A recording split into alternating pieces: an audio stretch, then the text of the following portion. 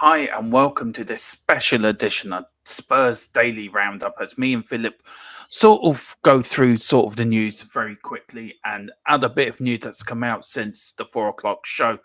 Philip, how are you this evening? Look, we've got a little bit to go through. We've got the ticket increase, the response from Spurs, more Harry Kane news, which is going to make us go bald and grey at the same time. And Oh also God. a little bit about a coach and staff that a coaching member leaving Tottenham. So, firstly, how are you, Yeah. sir?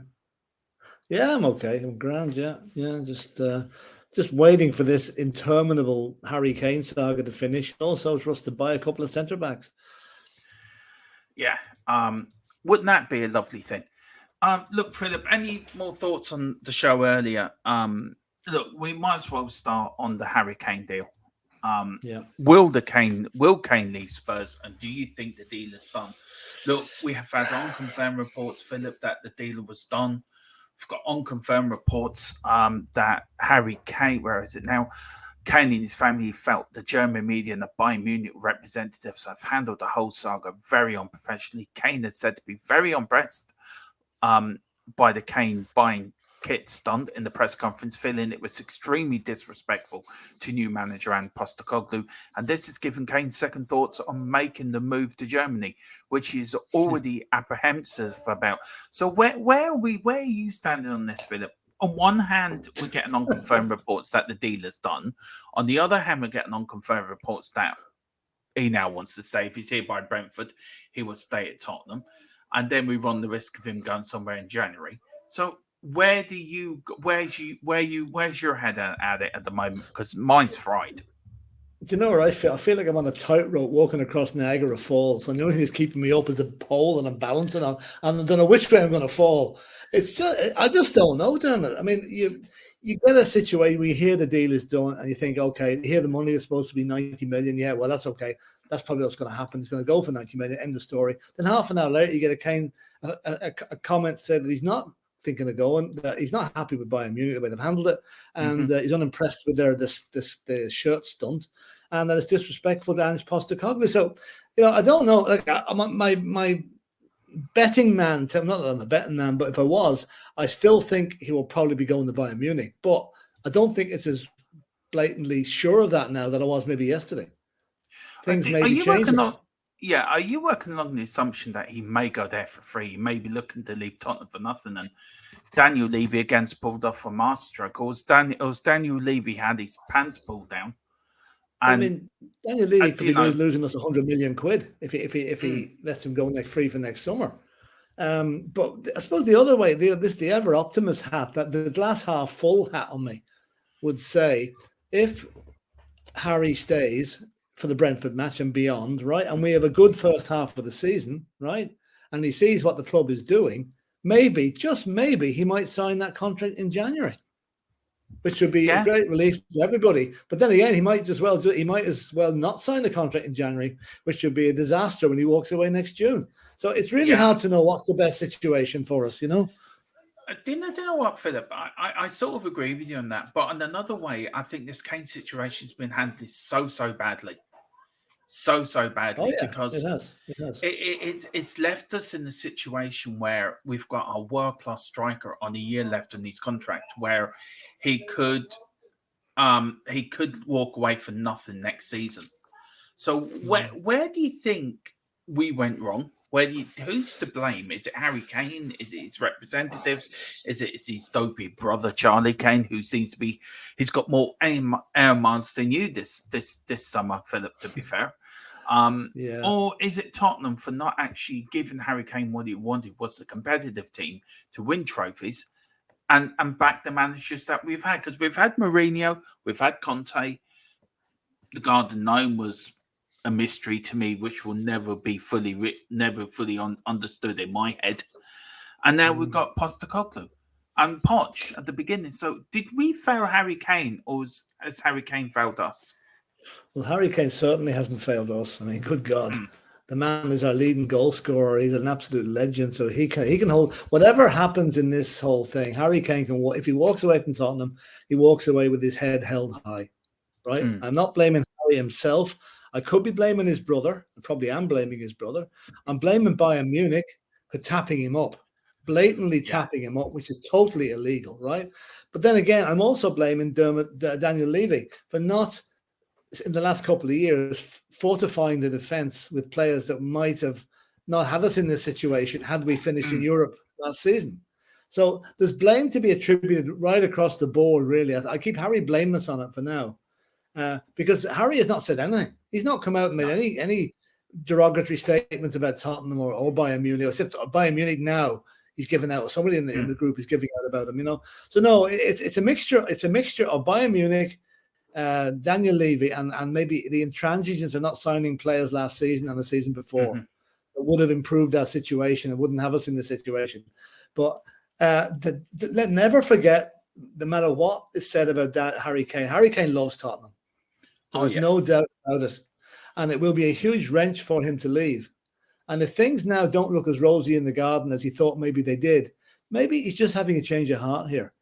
And he might say, well, listen, I like what Postecoglou's done, because obviously since they met, like, put it this, if Harry wasn't impressed with what Angie had done in the last 3 weeks, he wouldn't be saying that statement. It was disrespectful to him. He'd be keeping his mouth shut. Well, so that to me is if he did say it, Philip. Well, if he did, allegedly, right? Well, look, these reports are all unconfirmed. Let's get that right. That's what I'm saying. He allegedly said it. He allegedly said it, right? If he did say it, then I would take some comfort from that. If he didn't say it, and there's somebody making up, a lazy journalist making up stories, you're a disgrace to your flipping profession if that's what you're doing. But then again, there's a lot of them. Listen, nobody knows, Dermot. This is the problem. Nobody seems to know now exactly where this is going. Hopefully, we'll know about it. I think we have to know about it in the next 10 days. Has to be settled because Brentford's coming up in 11 days. 11 days, 11 days. We need to know. We need to know before that. Sooner than that would be great, because I think we're all fed up to the back teeth of the whole thing. Yeah, we are. Look, Philip, for me, this needs to be sorted one way or the other in the next few days. But who knows? We could be back on at 11 o'clock tonight breaking Harry Kane's been sold to Bayern Munich. Or tomorrow we could be saying the news beat. We could be saying Harry Kane signs a new deal. So who does know? Who does know? Just a little breaking news, Philip. Chris Powell has left his role at Tottenham before new season. Now, Chris Powell was the academy coach. He was also on the coaching backup to Ryan Mason when he took over from when Conte left the club. And it goes on, this was in the Evening Standard. This is Chris Powell had decided to leave his role at Tottenham. Standard Sport understands the former England defender and Charlton boss Powell has opted to leave Spurs after 3 years in North London. Philip, we seem to be losing academy coaches as quickly as you losing your M&Ms if you had them in a rip bag. Why are we losing these coaches? Our academy is not the best in the world by any shade of doubt. No, so but the under 17s, I have a feeling when a new manager comes in, right? There's always a waste of staff wastage. I get the feeling, and now I'm not saying Chris Powell was pushed, but I would anticipate there is something in his leaving to do with Ange wanting a fresh pair of ideas, some fresh ideas in that. Now, you say the academy wasn't the best. The under-17s and under-18s had great seasons last year. They won their trophies, right? The under-21s got relegated, but then they got it rescinded when they changed the rules. It was like 1919 all over again, except in reverse. But anyway, again. I have a feeling like I know Ange likes to come in with a new team of workers, a new team of trade. It just might be. Chris Powell may have had enough and just feels like he needs a new challenge, but I think possibly he may have been pushed before he was shoved, if you know what I mean. Yeah. Or jumped before he was shoved. Well, look, we thank him for his services to Tottenham and for what he's done. Yeah. We wish him all the success. So big up Chris Powell. Wish you great. As we do all the people that leave Tottenham. You know, I mean, we had they've done their bit for the ground, for the team. Apart from Harry Kane, if he was left, I wouldn't wish him well at all. I'd tell him I hope you don't win a bloody thing. This is true though, Philip. That's my opinion on it. Once Harry Kane's with us, he's our player. We want him to do well. If it was to go to Bayern Munich or anywhere else, I don't want him to do well. Though you would secretly, I think, I would actually. You know, I think you just for the argument. I'll give you an example. When Luka Modric went to Barcelona, went to Real Madrid, I wanted him to do well. And when Gareth Bale went there as well, I wanted him to do well. Now, if he went to Chelsea and Manchester United, I would be thinking exactly the opposite. It's the fact that they're playing in a league that doesn't really affect us. That's what gives me the confidence going that way, you know. Well, just mention Pochettino to you, Philip, and look what happens. You turn into the Incredible Hulk. Now, Philip, this one's getting up my nose. It really is. Yeah. It's giving me a head scratch, and it's giving you one or two. Look, we're losing hair. We're going grey over the news. Now, we know about Joe Lewis being charged with insider trading and everything like that. Why can't nobody in the sports media or media get this right? He doesn't own Spurs. A family trust owns Spurs. Yeah. Joe Lewis isn't our owner. Now, are people getting mixed up, Philip? Because he still I don't know if he still owns ENIC or that's within the family trust. ENIC's in the family trust as well. So he has nothing to do with no companies. No. So why are the media getting this so wrong? Because I'll tell you why, Dermot. They're too bloody lazy to type in the words company registration office in their little laptops and put in Tottenham Hotspur. And the ownership will come up as clear as day on the little screen, and it will not say Joe Lewis owns Tottenham Hotspur. But because this is a Tottenham and they like to stick the boot into it as usual, they're being economical with the truth here. They're hoping that Joe Public won't realise that Joe Lewis is no longer the manager or the owner of Spurs, and it sells a few newspapers. That's it. Yeah. But it's shoddy, lazy journalism. It should be called out. Yeah. I'm just saying that. Let's see now. I'm trying to find it, Philip. Is it I forget what it's called now. It's look, I go through this right. Sky News, Tottenham Hotspur owner Joe Lewis, Bloomberg, Joe Lewis, Tottenham Hotspur owner, Football London, who is Joe Lewis, of course, Australian broadcast, the ABC, right? Tottenham Hotspur owner Joe Lewis. It goes on. The Guardian, Tottenham Hotspur owner Joe Lewis. It goes on and on and on and on. Why is it so wrong, Philip? Are they just putting two together and getting 5? Yeah, that's what they're doing. That's what they're doing. No, they mightn't have updated their records, because newspapers are supposed to update their records every time there's a significant change. That's why when somebody famous dies, you'll always see an obituary coming on TV very quickly because somebody's updating it every few months to keep it up to date. Should be the same with the company's office, and it should be the same with the papers. Now, I'm after bringing it up here now. Tottenham Hotspur, right? Now, let me just see what they're saying about us here. Tottenham Hotspur football. This is private limited company incorporated. Now, I'll just see who's the actual owner here. Well, ENIC are the owners, Philip. The ENIC, yeah, I know that. I'm just trying to say. You see, that's all these people have to do. Look at that. It's all there in front of them. They don't have to look too far, Finally, where's that again, Philip? Where's that one? Where's that one again? What have you gone? It's company's registration office in London. Right. No, 8 offices and 4 resignations. I'm just looking up here who Daniel Levy. Daniel Levy has been a director since 2007 only. Yeah. Donna Marie Cullen resigned as a. It's actually quite interesting to go through all this, see all the names that are on it. Now, it's only the directors; it doesn't have the actual owner, but that'll be under ENIC. But I'll look at that another time. Right now, but it's journalism. Get it right, please. If it was Manchester United, I bet you they got it right when Roman Abramovich gave up Chelsea. They weren't calling him the owner of Chelsea after he got rid of it, or they got rid, or he was taken off the club. I mean, I'm just looking here, Philip. I'm on Company's House at the moment, and I can't find. I will bring it up, Philip. Okay, I will bring that.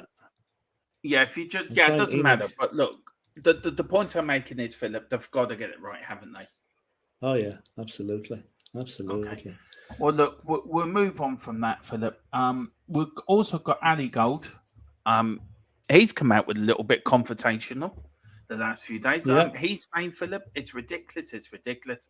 I get that other 3 players brought in were good, optimistic signings, and I think all of them will do well. I was really impressed, pretty much of all in a different ways on tour. But Ange actually admitted to me one of the interviews that centre back and goalkeeper were the 2 priorities that he pointed out. And right, one of them done.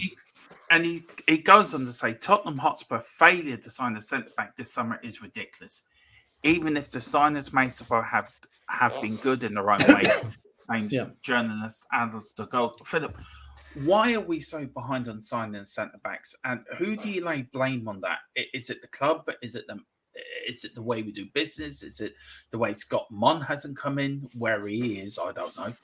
Well, who's to blame? Who has to take full responsibility for this? Well, there's no one can take full responsibility because it is a mixture of responsibilities. One, you've got to put something on the selling club, because once Tottenham Hotspur come knocking, the price goes up 10 million. Right, that's a gimme. That always happens with Tottenham. Secondly, you've got Daniel Levy's reluctance to pay the asking price, which is historically proven over the years, right? But he's right in not paying inflated prices.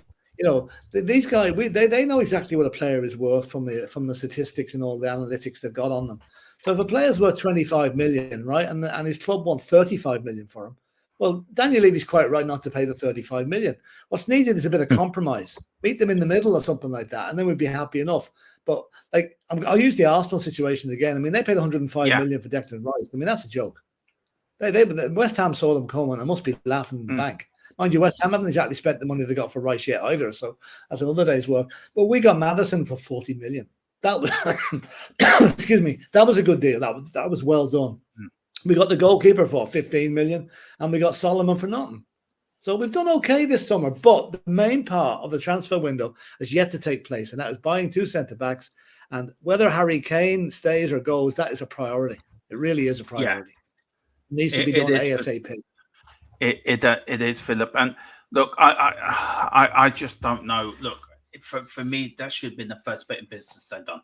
They should have got a goalkeeper, centre-backs in, and then work forward. Tottenham do what. Well, I suppose Maddison. They had to do Maddison at the time. I mean, they jumped in on Maddison before Newcastle did. I'm not saying that they shouldn't have, Philip, but they should have got a couple of centre backs in by now. We're 2 weeks, 11 days ahead of the season, and we haven't got any new centre backs. We could end up with the first game away with the same back four that ended the game against Leeds. Yeah, so that's true. Yeah, that's true. Yeah, absolutely. It's worrying. Yeah, but I still have faith in them. I do think we will get a centre back, at least one in. Maybe two. Now, Philip, we're getting on to the bugbear of this sort of thing. Now, look, we talked a lot today, Philip, about the protests this afternoon on the show, about the ticket increases and the way it's affecting fans that can't go to games. Us living in Ireland, I mean, I put here, with us living in Ireland, are we being priced out of going to Spurs?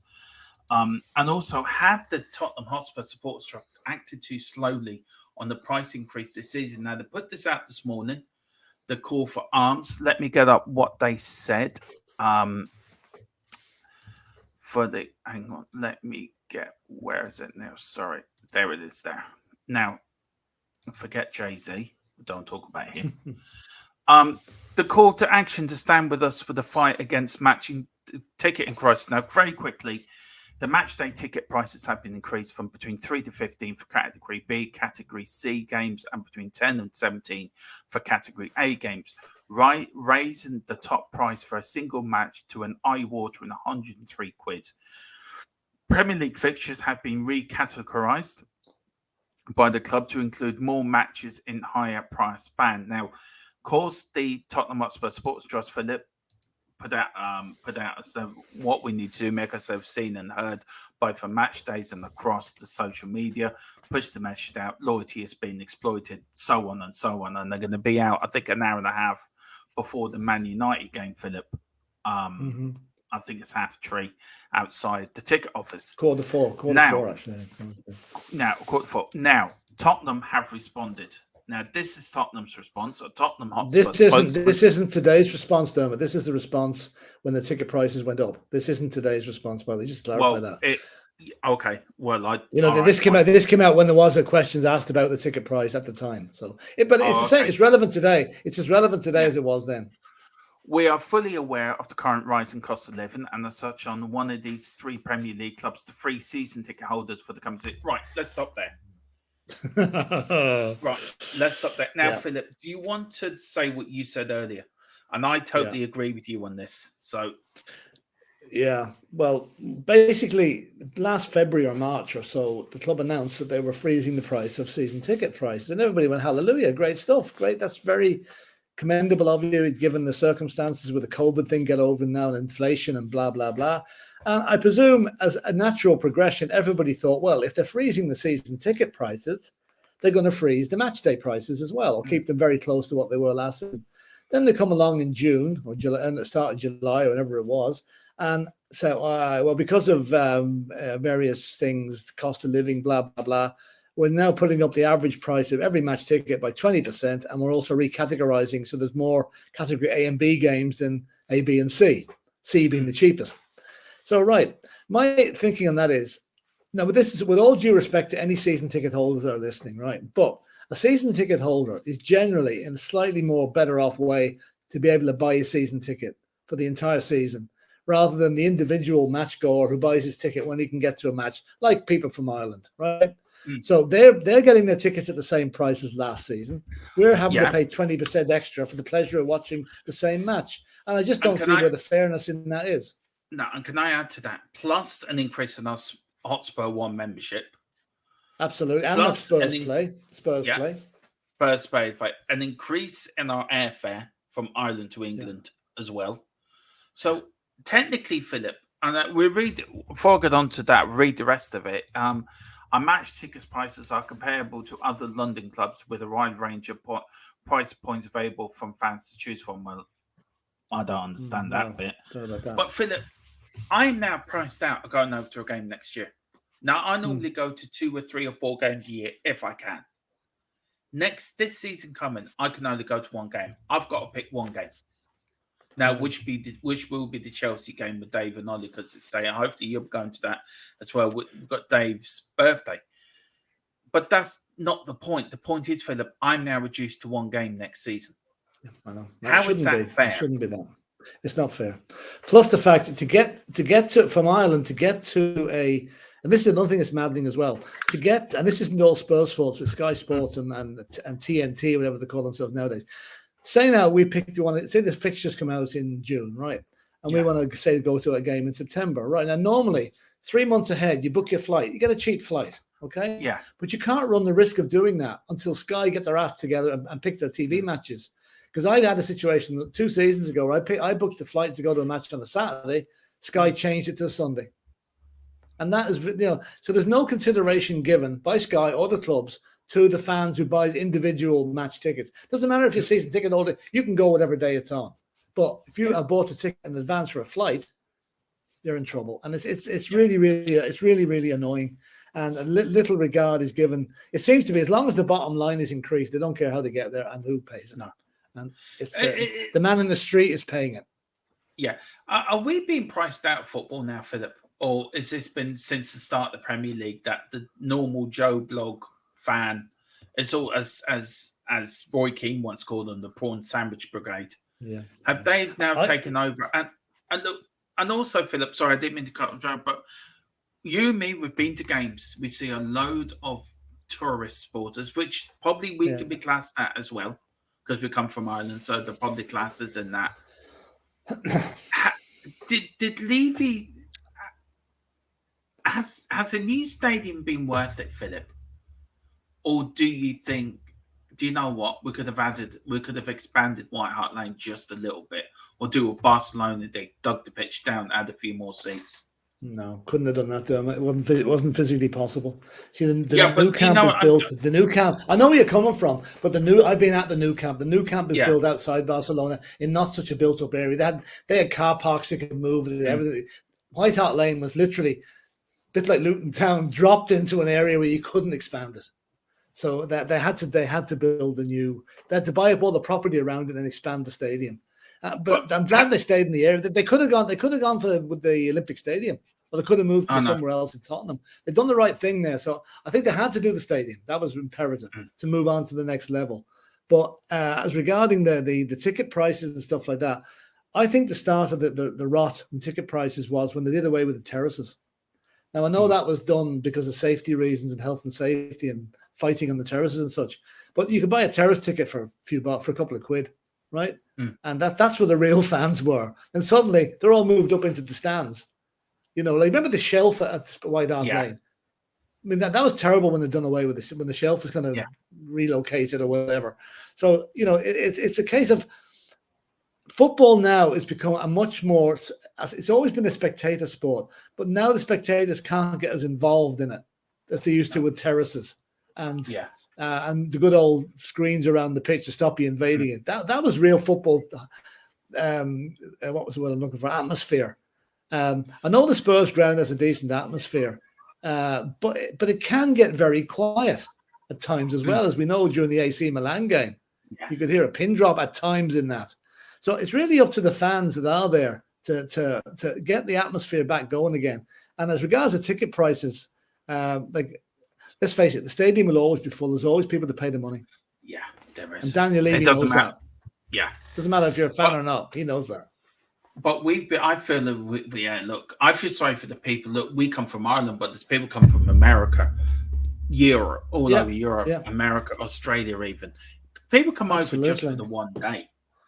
And it's man, but the normal man in the street, Philip, has been completely priced out of the game. But look, Philip, we're going to end this daily roundup here. Look, anything else you want to add before we finish off? Do you know anything else? I never got round to we never got round to the most ridiculous transfer rumor of the summer. I don't think, did we? This is hilarious.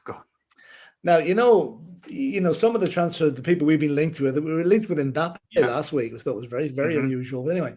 Today, there's a site called Football Transfers that's come out with the fact that they have it on good authority that Tottenham are about to offer 300 grand a week to, drum roll, Romelu Lukaku to join Tottenham. I ain't saying any more. 300 grand a week for that plank of wood. Oh Lord! Oh dear! Yeah,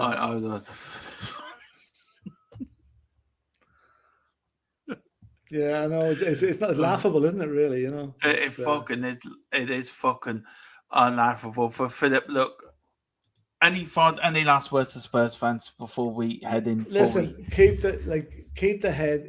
Let's face it. Listen, regardless what's going on with Harry Kane or the centre backs or anything, the deep down thing is we all love Tottenham Hotspur. We might not show it at times, but we do. And we've got a new manager and new beginnings on the 13th of August against Brentford. What we've seen so far, I'm positive. I think we're going to have a good season. I think we're going to see some lovely football. It'll be better off if we've got a defence that stops leaking goals, and hopefully that comes along with the other thing as well. It would. Just keep the faith, be positive. If we lose the first game, which we could do, I mean, there's no gimmies in this league. Don't be screaming for Ange Postecoglou's head, as people have already done. Don't be saying that Venom is going to be a useless goalkeeper, as people have already done. Watch his videos. That guy can save. So let's be positive and let's hope for a good season. Let's hope that Daniel Levy sees sense and sells up during the season. And also, it's a Harry Kane stays. Yeah. And just we always end up with Fred. But this is Fred. This is Harry Kane seeing Bayern Munich and Daniel Levy coming to him saying, "You're going, son." Well, it's either that.